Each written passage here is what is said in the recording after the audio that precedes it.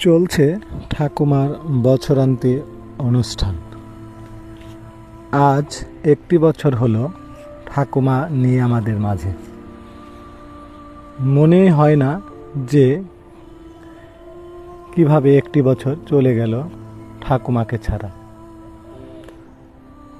ঠিক যেন কল্পনার মতো। এখনো মনে হয় ঠাকুমা আমাদের সাথে, আমাদের মাঝেই রয়েছে জীবিত। আমরা কল্পনাও করতে পারি না যে ঠাকুমা আমাদের মাঝে নেই। তাও আবার 1 বছর পূর্ণ হলো আজ। তাই ঠাকুমার বছরান্তি অনুষ্ঠান পালন করা হচ্ছে।